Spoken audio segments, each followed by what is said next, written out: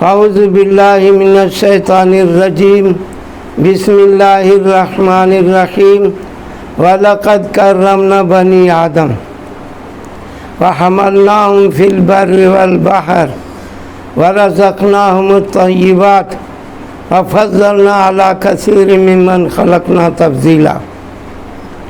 معزز سامعین کرام، اللہ پاک نے ہم پر کرم کیا، احسان کیا کہ ہمیں انسان بنایا اور تمام مخلوقات میں اشرف بنایا، اور اللہ پاک کی نعمتیں بے شمار کہ اللہ نے نعمتوں سے ڈھک رکھا ہے۔ اللہ پاک کو حق ہے، اس کا نام منان ہے، اس کی صفت منان ہے، اس لیے وہ احسان بتا رہا ہے کہ ہم نے ظاہری اور باطنی نعمتوں سے نوازا، اسبغ علیہ نعمہ ظاہرا و باطنا، ظاہری اور باطنی نعمت سے میں نے ڈھک رکھا ہے۔ وَإِن تَعُدُّوا نِعْمَةَ اللَّهِ لَا تُحْصُوهَا، اور اگر اللہ کی نعمتوں کو تم گننا چاہو جو تمہارے اوپر ہے تو تم شمار نہیں کر سکتے ہو۔ تو انسان کو انگنت نعمتوں سے اللہ نے نوازا ہے۔ ان نعمتوں میں سے انسان کے پاس عقل ایک بڑی نعمت ہے، اسی طرح جو شریعت کا دار و مدار ہے، اگر عقل نہ ہو تو اس پر شریعت مکلف نہیں بناتی ہے۔ اسی طریقے سے ایمان کا ہونا، اسلام کا ہونا، مسلمان ہونا، اسلام کا اوپر قائم ہونا، یہ بہت بڑی نعمت ہے۔ تو میرے بھائیوں اور محترم بزرگوں، اسلام جو ہے اس سے اللہ پاک راضی ہے، میں نے پہلے بھی بتایا تھا، لیکن یہ اسلام تمام دنیا کے جتنے بھی مذاہب ہیں ان میں اللہ تعالیٰ نے اسلام کو برتری بھی دی ہے۔ وَلَوْ كَرِهَ الْمُشْرِكُونَ، کیا چاہے ان کو ناگوار ہو لیکن اللہ جو ہے اس نعمت کو مکمل کرے گا۔ اور اسلام کے بارے میں لِيُظْهِرَهُ عَلَى الدِّينِ كُلِّهِ، کہ جتنے مذاہب ہیں ان سب پر جو ہے اس کا غلبہ عطا کریں گے، تو وہ غلبہ عطا کر دیا گیا ہے۔ اس لیے اسلام کو کبھی خطرہ نہیں۔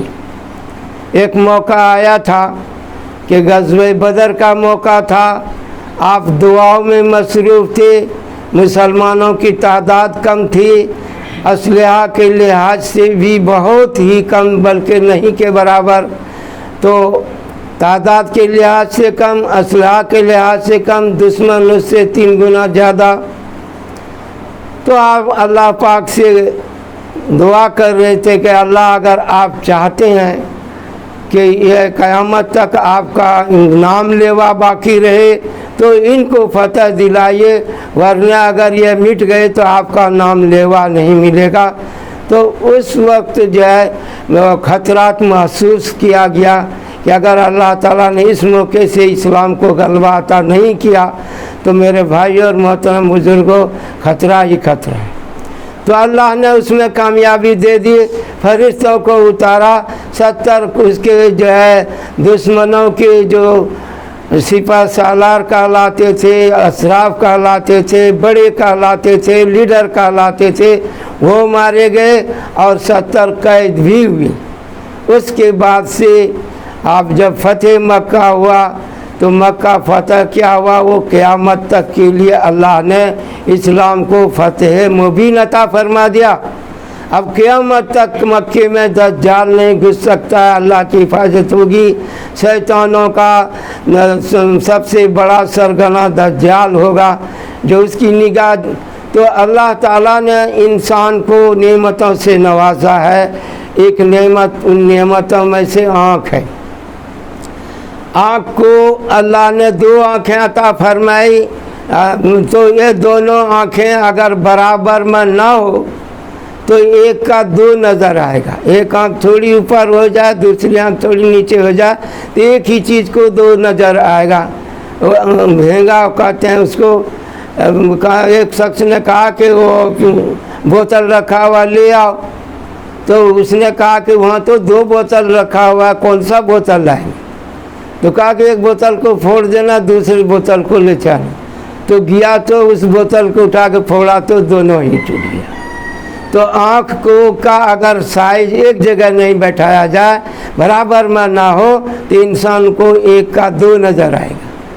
اور پھر اس کے بعد انسان کی آنکھوں کے حفاظت کے لیے اندر میں ہڈیوں کے اندر رکھا گیا، باہر میں چھوٹا سا جو کام کے لائق ہے اس کو ظاہر کیا گیا، اس پر بھی پلکوں کو بٹھایا گیا تاکہ کوئی گرد و غبار کوئی ایسی چیز آئے جو آنکھ کو نقصان دہ ہو تو آنکھ فوراً بند ہو جاتی ہے۔ اور اس سے پہلے آبروؤں کو رکھا گیا کہ اوپر سے گرنے والی چیزوں سے حفاظت ہو۔ تو اللہ تعالیٰ نے اس آنکھ کی حفاظت فرمایا اور 2 آنکھ عطا فرمایا اللہ نے۔ تو یہ 2 آنکھ کا ملنا اللہ کی طرف سے بہت بڑی نعمت ہے۔ دجال کو 2 آنکھ نہیں ملے گی، وہ تو 1 آنکھ کا کانا ہوگا۔ اس سے سمجھ میں آئے گا کہ اللہ کی رحمت اس پر نہیں ہے، اور اوپر میں لکھا ہوا کافر بھی ہوگا۔ تو اس کی 1 ہی آنکھ ہوگی اور کفر کا نشان بھی لگا ہوگا، اگرچہ اس کے ساتھ اللہ استدراج کا معاملہ کرے گا۔ تو میرے بھائیوں اور محترم، جو ڈھیل دے گا اس کو جہاں تک نظر جائے گی اس کے قبضے میں ہوگا، اور وہ کچھ بھی کر سکتا ہے۔ اس لیے مسلمانوں کو صحابہ کرام نے پوچھا تھا، یا رسول اللہ اگر دجال کا ظہور ہو جائے تو کیا ہم جہاد کریں گے اس سے؟ کہا کہ نہیں، ان سے مقابلہ تم سے نہیں ہوگا، تم مکے میں آ جانا، مدینے میں آ جانا، پہاڑوں میں چلا جانا، غرض کے اپنے ایمان کی حفاظت کرنا۔ تو یہ آنکھ جو ہے اللہ کی بڑی نعمت ہے۔ ان آنکھوں سے، ان آنکھوں کے اندر جو ہے آنسو آتا ہے، ایک تو ندامت کا آنسو ہوتا ہے۔ آدم علیہ السلام کو کہا گیا تھا درخت کے بارے میں، لا تقربا هذه الشجرہ، کہ یہ جو گیہوں کا درخت ہے اس کے پاس میں تم مت جانا۔ اور وہ بھول گئے آدم علیہ السلام۔ گیہوں کو لایا شیطان نے ورگلا کر حوا علیہ السلام کو اور کہا اس کو کھا لیجئے، تو بولا کہ اس کو کھانے سے منع کیا، بولا کھانے سے منع نہیں کیا، وہاں پر جانے سے منع کیا، لا تقربا هذه الشجرہ، اس کے قریب میں نہیں جانا، کھانے سے منع نہیں کیا۔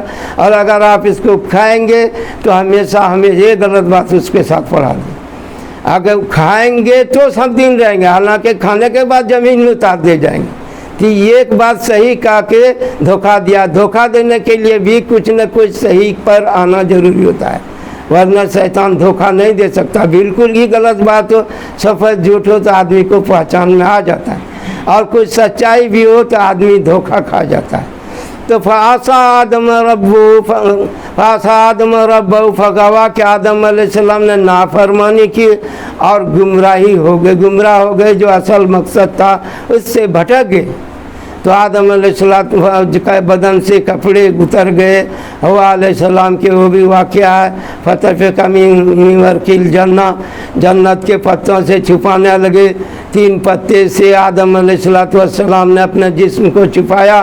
حوا علیہ السلام عورت تھی، اس کو شرم زیادہ تھا، اس نے 5 پتے سے چھپایا۔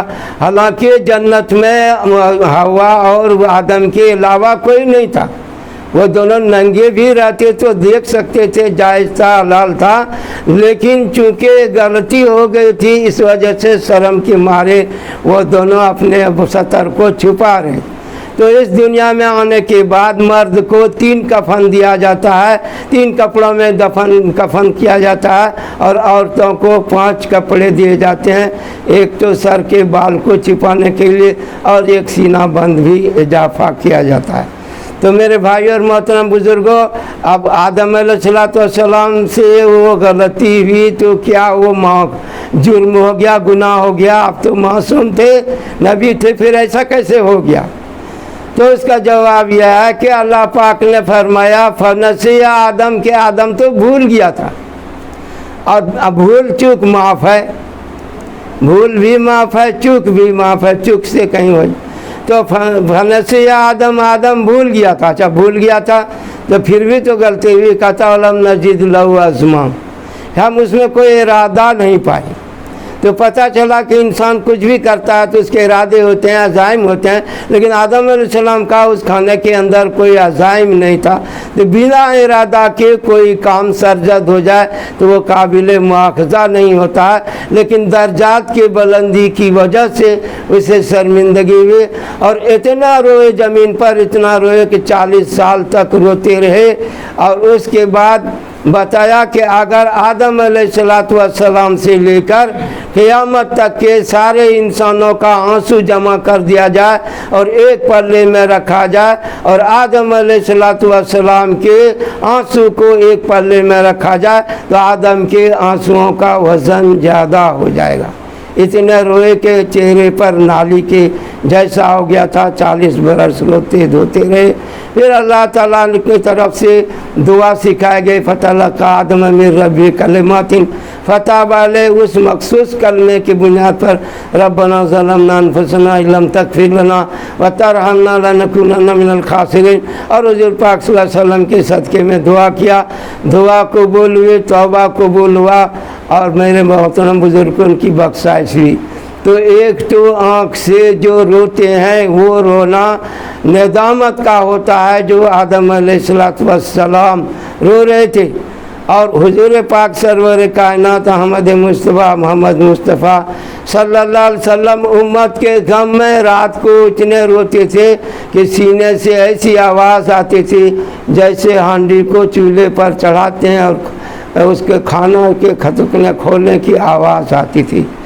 تو یہ جو آپ روتے تھے گناہ کی وجہ سے نہیں روتے تھے، آپ کا تو اگلا پچھلا گناہ ماں آپ کو رحمت للعالمین تھے، تمام انبیاء کے سردار اور آقا صلی اللہ علیہ وسلم خاتم النبیین تھے، جہاں جہاں رحمت ہوگی سارے ہر جگہ رحمت آپ کے ذریعے ہوگی، آپ کو رحمت بھیجنے کا ہر کچھ کا ذریعہ رحمت پہنچنے کا ذریعہ بنایا گیا، مگر پھر بھی آپ روتے تھے تو یہ غم کا آنسو تھا، امت کے غم میں رویا کرتے تھے۔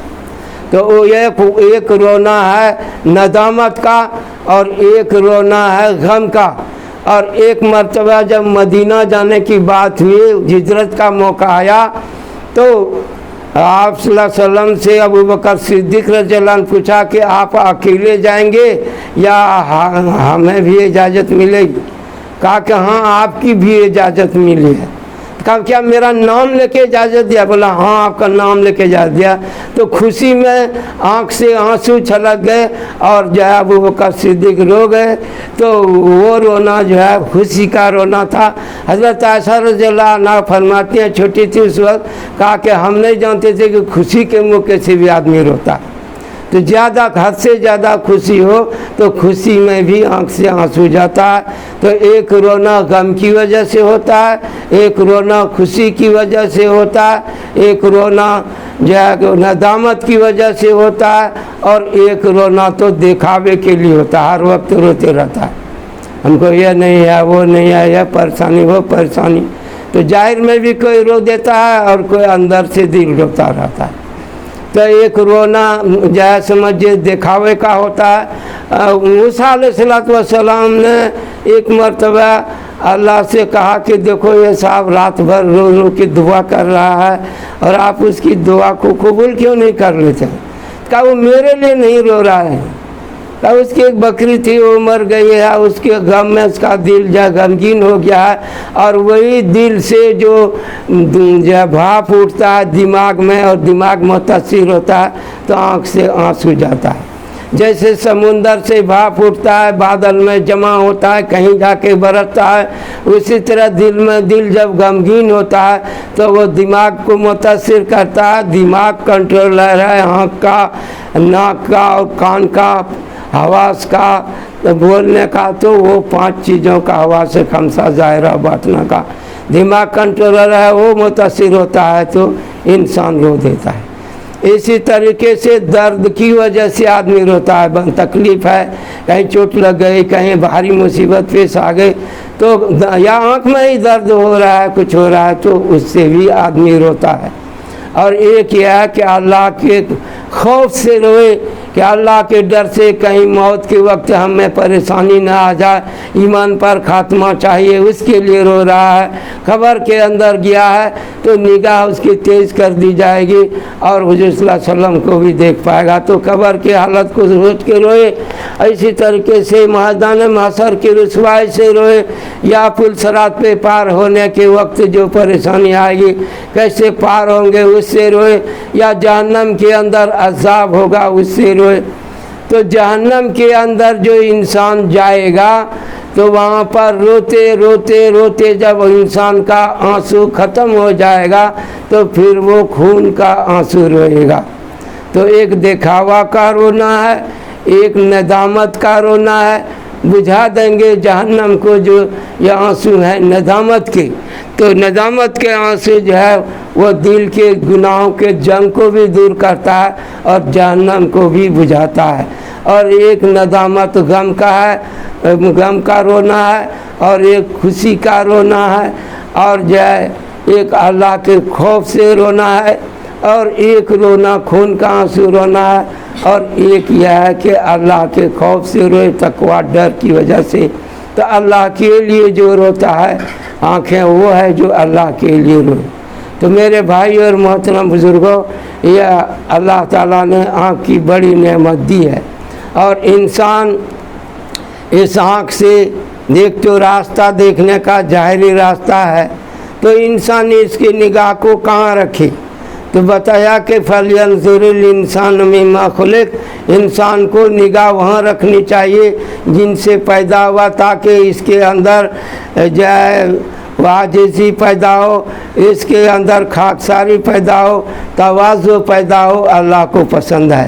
تو انسان ناپاک قطرے سے بنا یا مٹی سے بجنے والی مٹی، چپکنے والی مٹی سے بنا، یا ذرات ہر چیزوں سے بنا، تو انسان اپنے پیدائش کی چیزوں کو غور کرے گا تو اس کے اندر تواضع پیدا ہوگی۔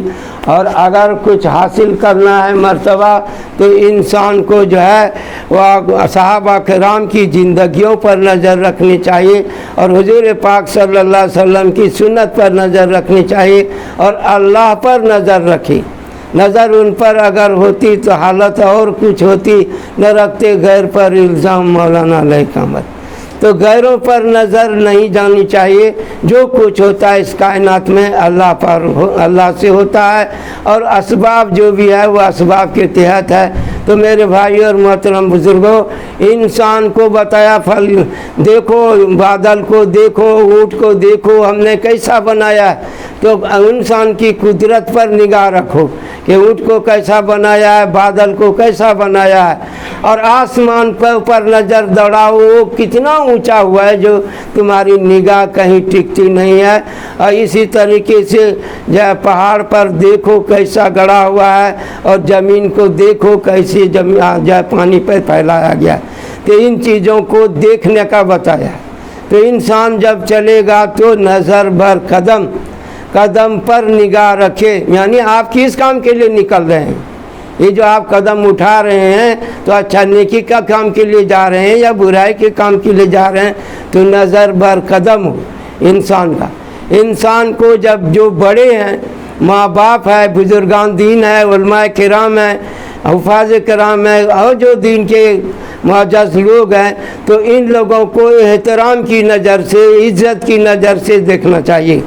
تو عزت کی نظر سے دیکھنا، جیسے مکہ مکرمہ ہے، کعبہ ہے، کعبہ شریف ہے، اس کو عزت کی نگاہ سے دیکھنا۔ تو ایک دیکھنا تو بڑوں کو ہے جو عزت اور احترام کی نظر سے دیکھتے ہیں، اور ایک نگاہ چھوٹے پر پڑتی ہے جو شفقت کی نگاہ ہونی چاہیے۔ بتایا کہ جو بڑوں کا عزت نہیں کرے، چھوٹوں پر شفقت نہیں کرے، تو وہ اس امت کا آدمی نہیں ہے۔ تو میرے بھائی اور محترم بزرگوں، چھوٹوں پر شفقت ہو۔ تو اللہ تعالیٰ نے انسان کو نگاہ عطا فرمائی اور اس کے کام بتایا۔ تو اس آنکھ سے وَلَا تَمُدُّنَّ عَيْنَيْكَ إِلَىٰ مَا مَتَّعْنَا زَهْرَةَ الْحَيَاةِ الدُّنْيَا، ہم نے جو کافروں کو مال و متاع دے رکھا ہے اس کو آنکھ اٹھا کر کے آپ صلی اللہ علیہ وسلم کو بتاتے ہیں آپ مت دیکھیے۔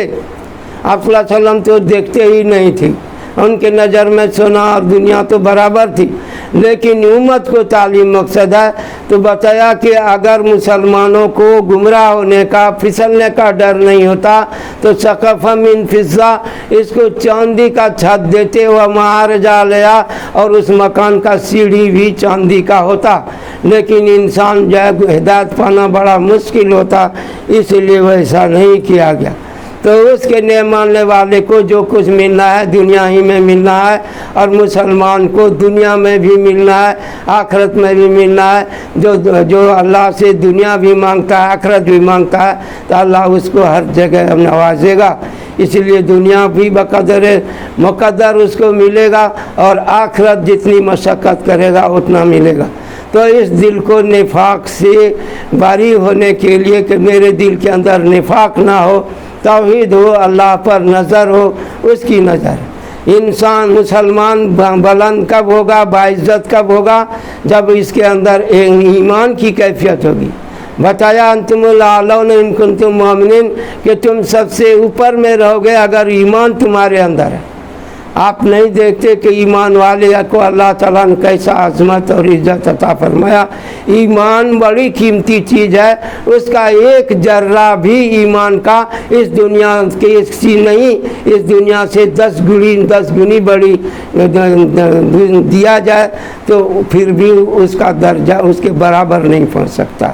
تو ایمان کا ایک ذرہ اتنا قیمتی ہے کہ جا کے کسی کو پہاڑ جیسا ایمان ملا ہو، تو ایمان کی وجہ سے اس کو جو ہے سمجھے کہ بلندی ہوگی، ایمان کی وجہ سے عزت ملے گی، ایمان کی وجہ سے سب کچھ ہوگا۔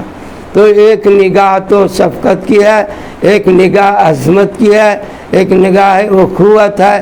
اب جو بھائی ہے، بہن ہے، اسے بھی دیکھتا ہے بچپن سے انسان، لیکن بھائی اور بہن کے اوپر شفقت کی نگاہ ہوتی ہے، ماں باپ پر بھی نگاہ پڑتی ہے، لیکن عظمت کی نگاہ سے دیکھتے ہیں۔ ہمارے ابا ہیں، ہماری اماں ہے، تو وہ بھی ایک ہے، لیکن اگر شادی ہو جائے، بیوی ہو، تو اس میں جو ہے یہ بات سے رشتہ قبیلتوں سے وہ آپ کے پاس آتی ہے، لیکن اس کی وجہ سے اب وہ ایک اور ٹوٹتا بھی بات ہی سے، ایسا نازک رشتہ بھی ہے لیکن مضبوط رشتہ وہ کہلاتا ہے۔ مضبوط رشتہ کیوں کہلاتا ہے؟ کہ اس بیوی کو آپ شہوت کی نگاہ سے کوئی سے اعضاء کو بھی دیکھ سکتے ہیں، محبت کی نگاہ سے دیکھ سکتے ہیں، شفقت کی نگاہ سے دیکھ سکتے ہیں، خدمت کی نگاہ سے دیکھ سکتے ہیں۔ بہت سی نظریں یہاں پر جمع ہو جاتی ہیں جو اور جگہوں کو اور لوگوں کو نصیب نہیں۔ تو اس لیے یہ رشتہ جو ہے اللہ پاک اگر جنت کے اندر بھی باقی رکھے گا۔ دنیا میں تو مرنے کے بعد ٹوٹ جاتا ہے، تصور گزر جائے تو عورت چھو سکتی ہے، دیکھ سکتی ہے، لیکن بیوی گزر جائے تو مرد اس کو نہلا نہیں سکتا ہے، وہ نہیں کہہ سکتا ہے کہ میری بیوی ہم چھوئیں گے۔ جب تک زندگی ہے تب تک آپ کے لیے سب کچھ صحیح ہے، لیکن گزر جانے کے بعد آپ کے نکاح سے بھی نکل گئے۔ اب اس کے بعد اللہ پاک اس کو جمع کریں گے تو جنت میں جائے، عورت بھی جنت جائے گی اپنے اعمال کے ذریعے، مرد بھی جائے گا، اور وہ جوڑا قیامت میں بن کے جائے گا اور ہمیشہ ہمیش رہے گا۔ تو یہ رشتہ میاں بیوی کا ہمیشہ ہمیش کا رشتہ ہے، اور مضبوط رشتہ اس کو اس لیے کہا گیا کہ دنیا میں بھی برقرار رکھا گیا عمل سے، محنت سے، اور آخرت میں تو جنت میں اس کو اللہ تعالیٰ نے خلقناکم ازواجا، اس کو تمہارا جوڑا بنایا ہے، تو جنت میں بھی ہمیشہ ہمیش رہے گا۔ تو اللہ تعالیٰ نے ایک آنکھ کی نعمت دی ہے، اگر وہ اندھا ہو جائے، اندھا پیدا ہو تو وہ جو ہے ہر قدم پہ محتاج ہوتا ہے۔ اس لیے بتایا کہ جو نابینا آدمی ہے اگر کوئی اس کو شفقت محبت کی نگاہ سے دیکھ کر بیچارے کو 40 قدم چلا دے تو اللہ تعالیٰ اس کے لیے وہ بڑے وعدے کیے ہیں کہ اس کو بھی جنت عطا فرمائے۔ تو یہ آنکھ کا بڑی نعمت ہے۔ اسی طریقے سے اللہ نے ہمیں زبان دی ہے، یہ زبان اللہ کی بڑی نعمت ہے۔ اگر ہمارے اندر زبان نہیں ہوتی تو ہم کھانا پینا مشکل ہوتا، بات کرنا مشکل ہوتا، چیزوں کا ذائقہ ہم نہیں سمجھ سکتے۔ تو یہ زبان بڑی قیمتی ہے، اور بڑا محفوظ جگہ میں رکھا ہے کہ 32 دانت کے اندر میں رکھا جاتا ہے حفاظت کرنے کے لیے. اور انسان کو یہ بتانا مقصد ہوتا ہے کہ دیکھو میں نے اس زبان کی کتنی بڑی حفاظت کیا ہے کہ چاروں طرف سے دانت اوپر نیچ میں رکھ کے جبڑے کے بیچ میں جائے اس کو جگہ دیے ہیں. ایسے ہی تم اپنی زبان کی حفاظت کرنا. اگر تم اس سے کلمہ پڑھو گے تو تم جنتی بن جاؤ گے, جنت میں جاؤ گے. اور تسبیح پڑھو گے تو اس کا ثواب ملے گا, قرآن پڑھو گے تو ثواب ملے گا, دعا کرو گے تو قبول ہوگی. تو یہ زبان بڑا قیمتی ہے. انسان جب سوتا ہے تو سارے اعضاء آپس میں جلسہ کرتے ہیں, میٹنگ کرتے ہیں, اور اس میٹنگ میں سارے لوگ اس زبان کو, سارے اعضاء ہاتھ پیر پیٹھ سب کوئی اس کو کہتا ہے کہ اے زبان اگر تم صحیح چلے گی دن میں تو ہم لوگ محفوظ رہیں گے, اور اگر تم نے کسی کو گالی دے دیا, برا بھلا کہہ دیا تو جھگڑا رکھا ہوا ہے. تو دیکھو کہ زبان گالی دیتی ہے لیکن یہ کان اس کو پکڑا جاتا ہے اور ہاتھ پیر کو باندھا جاتا ہے. بولا ہاتھ پیر نے کیا کیا تھا, بولا تو زبان سے, لیکن پکڑ ہوئی کان کی, مار لگا پیٹھ پہ, ہاتھ پیر بندھا گیا. نہیں سمجھ میں آیا؟ تو یہ غلطی کوئی کرتا ہے اور کوئی چوہس کم ہے, یہ کہ بیدان سیکھا نے کہا رہا منزلت باسد نے مارا. کسی قوم کے لوگوں نے اگر غلط کام کیا تو پورے گاؤں والے کو بدنام کرے, فلانا گاؤں کے والے نے ایسا کیا. ارے فلانا گاؤں میں کیا کابل میں گدھا نہیں ہوتا ہے؟ کابل کا معنی کیا, سب قابل ہی ہے, کابل میں گدھا نہیں ہوتا ہے. تو اسی طریقے سے اچھے برے ہر جگہ ہوتے ہیں. تو اس کی وجہ سے گاؤں کو بدنام کرنا, بدنام ہوتے ہیں, علاقے کو بدنامی ہوتی ہے. تو اچھے اعمال کو جب اپناتا ہے تو علاقے کا نام بھی ہوتا ہے. تو میرے بھائی اور محترم بزرگوں, یہ زبان جو ہے چھوٹی سی ہے, اور اسی کی کمائی کی وجہ سے کوئی اعلیٰ جنت میں قرآن پڑھتا جائے گا, چڑھتا جائے گا, اور 10 آدمی جو جہنم میں جانے کا فیصلہ ہو گیا ہوگا اسے بھی جنت لے جائے گا. یہ زبان کیا کمال ہے کہ اس زبان سے اس نے رٹا قرآن پاک کو تو حافظ قرآن ہو گیا, اور 10 آدمی کو جنت لے جانے والے کے لائق ہو گیا, اور جنت میں جہاں اس کا قرآن ختم ہو وہاں پہنچنے والا ہوا. یہ کمال زبان کی ہے. اسی طریقے سے اس زبان سے ذائقہ بھی چکھتے ہیں, اس سے ساری چیزوں کا کھٹا مٹاس ہر چیز کا پتہ چلتا ہے. اور اگر زبان نہ ہو, گونگا ہو, تو اس کو جائے سنا ہو بہرا بھی ہوتا ہے, تو اس کو جلدی سنا بھی نہیں سکتے ہیں. سامنے سے کچھ اشارے بتا سکتے ہیں, پیچھے سے اس کا آواز دیں گے تو بہرا آدمی سنتا بھی نہیں. تو زبان بڑی قیمتی چیز ہے. اس لیے غیبت سے اس کو بچانا ہے, اس کو جھوٹ سے بچانا ہے, حرام مال کے کھانے سے بچانا ہے, اس کو شرکیہ کلمات سے بچانا ہے. اسی طرح اللہ نے ہونٹ عطا کیا ہے. اگر یہ ہونٹ اللہ نہ عطا کرتا تو ہمارے منہ سے رال ٹپکتا رہتا, گندگی گرتا رہتا, ہم بات نہیں کر سکتے, ہم کھانا صحیح سے نہیں کھا سکتے. تو اب جو انسان بولتا ہے جیسے بسم اللہ الرحمن الرحیم بولتے ہیں, تو بے جو ہے با کا صفی حروف ہے, با بولا جاتا ہے دونوں ہونٹ کو ملا کے, میم بولا جاتا ہے دونوں ہونٹ ملا کر کے, اور اسی طریقے سے جو ہے تو یہ حروف صفی ہے, میم بھی ہے, واو بھی ہے. تو ہونٹ کو کھول کر کے گول کیا جاتا ہے تو واو نکلتا ہے. تو ہم واو ان الفاظ کو بھی بولنے قابل نہیں رہتے. اسی طرح اوپر کا دانت جب نیچے کے ہونٹ پہ لگاتے ہیں تو فا کا ظہور ہوتا ہے, دانت سے بھی کچھ الفاظ ہوتا ہے. غرض کہ اللہ تعالیٰ نے اس بولنے کے اندر زبان کو بھی معاون, زبان تو بول ہی گئی لیکن دانت کو بھی معاون بنایا ہے, ہونٹ کو بھی معاون بنایا ہے, کھانے میں بھی اور بولنے میں بھی اور ہر کام میں بنایا ہے. اللہ کی یہ بڑی بڑی اللہ بدن میں یہ نعمتیں رکھی ہے, اور ہدایت کے لیے اللہ نے اچھا راستہ بھی بتا دیا ہے جو اسلام کا راستہ ہے, ایمان کا راستہ ہے, حضور صلی اللہ علیہ وسلم کا طریقہ ہے, بزرگان دین کے سلسلے ہیں. ہر ان سلسلوں سے انسان منسلک ہوتا ہے, اور ان کی رہبری میں, اپنے امیر کی رہبری میں, اور جو سمجھے مرشد کی رہبری میں, استاد کی نگرانی میں انسان زندگی گزارتا ہے تو وہ بہت کچھ سیکھتا ہے اور کامیاب ہوتا ہے. تو ہم بھی اگر کامیابی چاہتے ہیں تو ہمیں نگاہ کی حفاظت کرنی ہوگی, زبان کی حفاظت کرنی ہوگی, بولنے کے لحاظ سے، کھانے کے لحاظ سے، چلنے کے لحاظ سے۔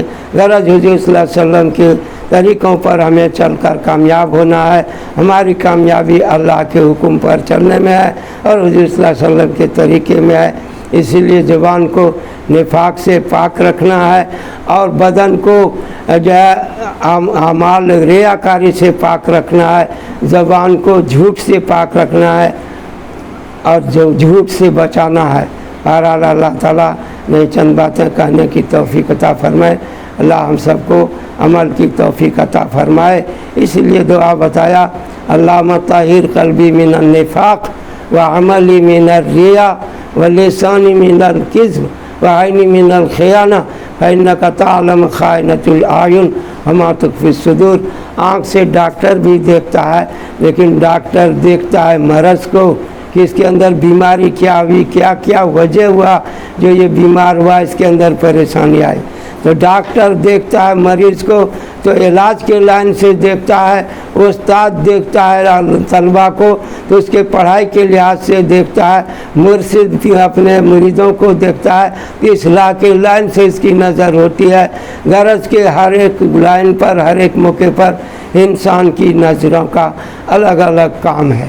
تو میرے بھائی اور محترم بزرگوں، ہمیں اللہ پر نظر رکھنی ہے اور جنت میں وجوہ یومئذ ناظرۃ الی ربہا ناظرہ، کہ اللہ کو دیکھتا ہی رہے گا، اللہ اس کو دیکھے گا، وہ اس کو دیکھے گا، وہ دیکھا دیکھی جنت میں بھی ہوگا اور قبر کے اندر بھی جائے سمجھے جنت اس کا مقام دکھایا جائے گا۔